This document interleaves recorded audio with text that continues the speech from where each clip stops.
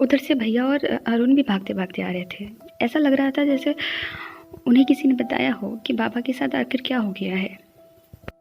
भैया उस ट्रॉली में पड़े बेसुध बाबा के पैरों को पकड़कर रोने लगे और कहने लगे, क्यों बाबा, क्यों किया ऐसा, क्यों इतनी जल्दी छोड़कर चले गए हम सबको। अभी तो हमने अपना बच्चा खोया है, इतनी जल्दी और कुछ खोने का मन नहीं था।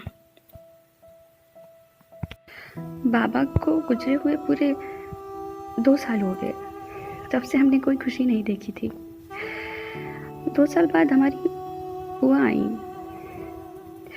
वही बुआ जो मेरी विदाई पर मुझे कार में बिठाने गई थी। एक दिन बुआ ने भाई से कहा कि अब हमें अरुण की भी शादी कर देनी चाहिए, बड़ा हो गया है अरुण अब। अगर अरुण की शादी होगी, उसके बच्चे होंगे तो इस घर में फिर से नई खुशियाँ आ जाएंगी। अभी तो पायल छोटी है, उसकी शादी नहीं कर सकते हैं, इसलिए हमें अरुण की शादी कर देनी चाहिए।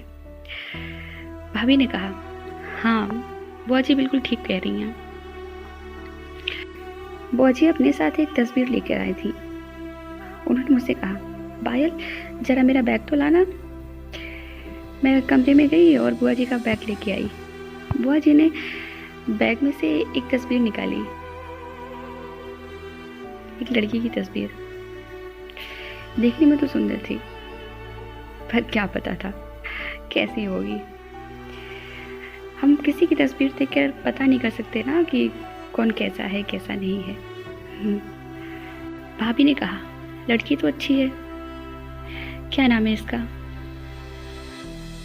बुआ जी ने कहा, कविता, बीए पास है, बहुत अच्छी लड़की है, घर का सारा काम कर लेती है और बहुत सीधी है।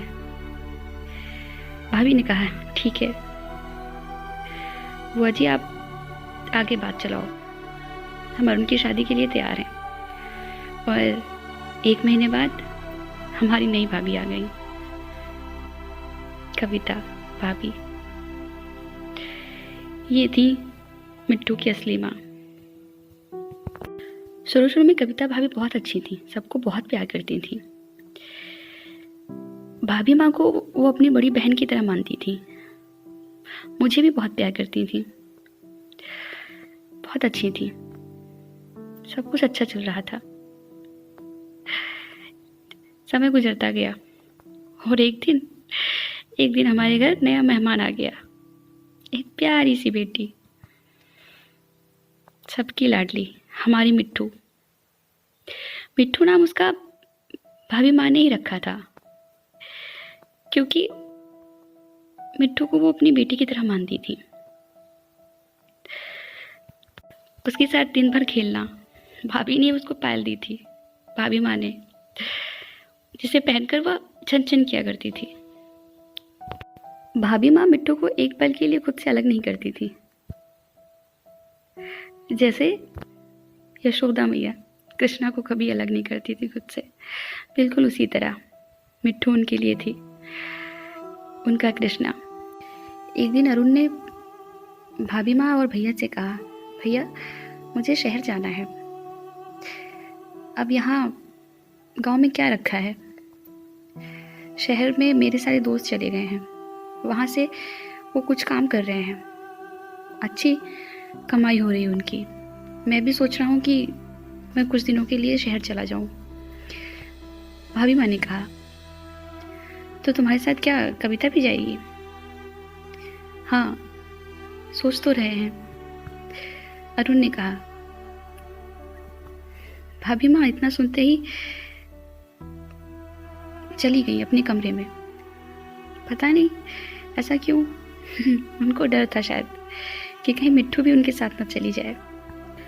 सुबह ही अरुण और कविता भाभी दोनों तैयार हो गए शहर जाने के लिए।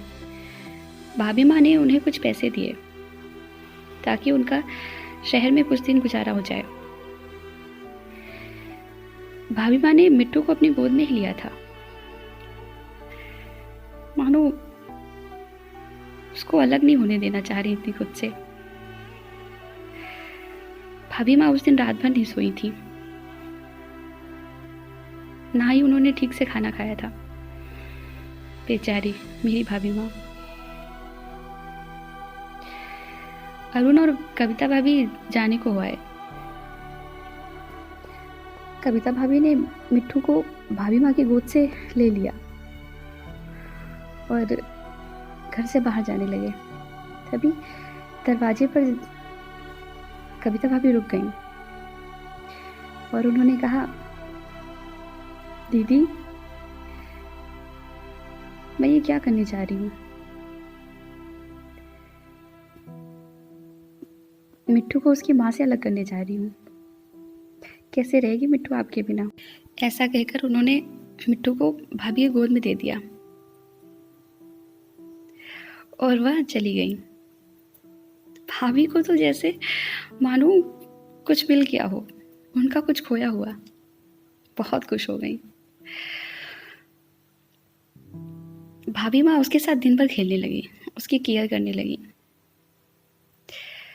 धीरे धीरे बड़ी होने लगी मिट्टू।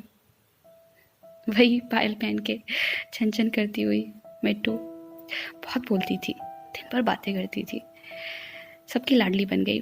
भैया और भाभी दोनों बहुत खुश थे। मिट्टू भाभी माँ को ही अपनी माँ समझती थी, क्योंकि 6 महीने की जीत थी जब कविता भाभी ने उसे उनकी गोद में दिया था। कविता भाभी को तो वो जानती ही नहीं थी। उसे लगता था कि वो उसकी चाची हैं। उनको चाची कहती थी और भाभी माँ को माँ बोलती थी और भैया को बाबा। मिट्टू अब पूरे 5 साल की हो गई। भाभी ने उसका दाखिला करा दिया स्कूल में। पढ़ने जाती थी, छोटा सा बैग लेके, स्कूल ड्रेस में, प्यारी सी मिट्टू। भाभी उसकी 2 चोटी कर देती थी और क्यूट लगती थी। ऐसे टाइम बीत रहा था। एक दिन अचानक भैया की तबीयत खराब हो गई। भैया ने डॉक्टर को दिखाया। पता चला उनके ब्रेन में ट्यूमर है। भाभी ने अपना सब कुछ बेचकर भैया का इलाज कराया, पर भैया नहीं रहे। भैया भाभी को और मुझे छोड़कर चले गए, बेसहारा करके, बाबा की तरह। भाभी का अब कोई भी नहीं था, मेरे और मिट्टू के अलावा। अरुण भैया और कविता भाभी तो शहर में रहते थे। बेचारी मेरी भाभी माँ। भगवान इतने पे नहीं मान रहे थे, उनको तो भाभी माँ को और दुख देने थे। एक दिन कविता भाभी और अरुण शहर से गांव आए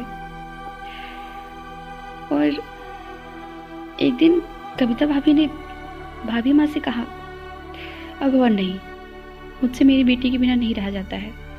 मुझे मेरी मिट्टू वापस दे दो, मुझे मेरी मिट्टू चाहिए। भाभी माँ कविता भाभी के पैरों पे गिर पड़ी। क्यों कर रही हो ऐसा? तुमने तो दिया था। कैसे रहेगी मेरी मिट्टू मेरे बिना, और मैं कैसे रहूंगी अपनी मिट्टू के बिना?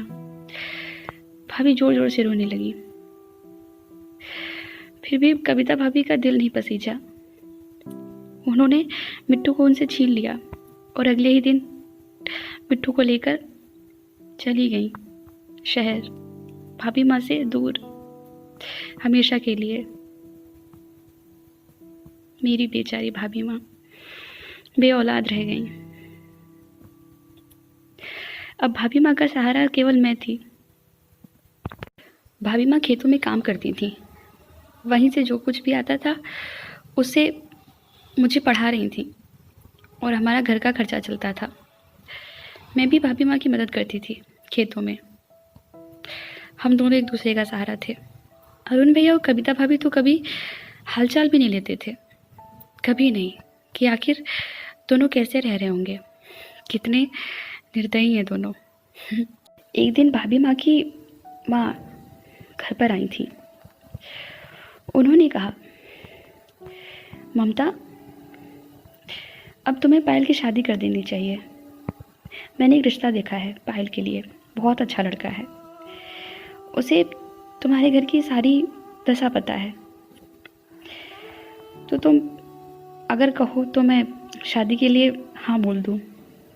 लड़के को कुछ नहीं चाहिए दहेज में, इंजीनियर है,